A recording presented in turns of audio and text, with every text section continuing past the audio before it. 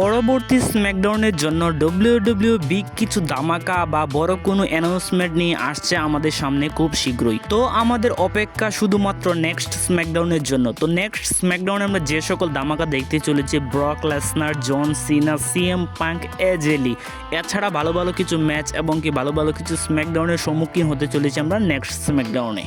তো সবচেয়ে বড় আপডেট এটাই হলো যে আমরা কিন্তু দেখতে পেয়েছিলাম সামার স্ল্যামের নাইট 2 এর মেইন ইভেন্টে আমরা দেখতে পেয়েছিলাম ব্রক লেসনারকে রিটার্ন করতে, এবং কি ব্রক লেসনার কিন্তু অ্যাটাক করে দিয়েছিল জন সিনাকে। কিন্তু তার পরবর্তীতে আমরা অনেকে ভেবেছিলাম হয়তো ক্ল্যাশ ইন প্যারিসের মেইন ইভেন্টে আমরা দেখতে পাবো জন সিনা ভার্সেস ব্রক লেসনারের মধ্যে একটি সিঙ্গেল ম্যাচ। তো সেটা কিন্তু সম্ভব হয়নি, কেননা ব্রক লেসনারকে কিন্তু আমরা এর পরবর্তীতে আর দেখতে পাইনি। পরবর্তী স্ম্যাকডাউনের জন্য কিন্তু অফিসিয়ালি ভাবে অ্যাডভার্টাইজমেন্ট করা আছে ব্রক লেসনারকে, এবং কি অ্যাডভার্টাইজমেন্ট করা আছে জন সিনাকে। তো সেখানে কিন্তু অবশ্যই আমরা একটি ম্যাচ দেখতে পাবো রেসেল পালুজাতে। তো সেই ম্যাচটি যদি রেসেল পালুজার জন্য অফিসিয়াল করার জন্য দরকার হয়, তাহলে অবশ্যই কিন্তু আমরা নেক্সট স্ম্যাকডাউনে জন সিনা এবং কি ব্রক লেসনারকে রিটার্ন করতে দেখতে পাবো।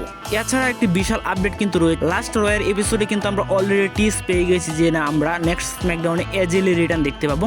তো ব্যাকস্টেজে একটি মুভমেন্টে আমরা দেখতে পেয়েছিলাম কিন্তু অ্যাডাম পেয়ার্স এবং কি সিএম পাঙ্কের মধ্যে একটি মুভমেন্ট। তো আমরা সেখানে অবশ্যই টিজ পেয়ে গেছি যে আমরা নেক্সট স্ম্যাকডাউনে আমরা অবশ্যই দেখতে চলেছি সিএম পাঙ্কে, এবং কি আমরা দেখতে সিএম পাঙ্কের ওয়াইফ এজেলিকে।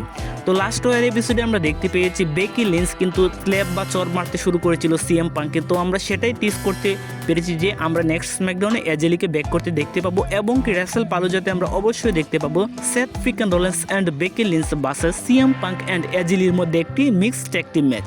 এছাড়া রেসেল পালুজার জন্য কিন্তু অলরেডি একটি ম্যাচ অফিসিয়ালি ভাবে জানিয়ে দিয়েছে অ্যাডাম পিয়ার্স। তো আমরা অবশ্যই দেখতে চলেছি স্টিফেনি বেকিয়ার ভার্সেস ইও স্কাইয়ের মধ্যে একটি অল টাইটেলের জন্য ম্যাচ। তো যে জয়লাভ করবে সে কিন্তু পেয়ে যাবে ওমেন্সদের মধ্যে অল টাইটেলটি।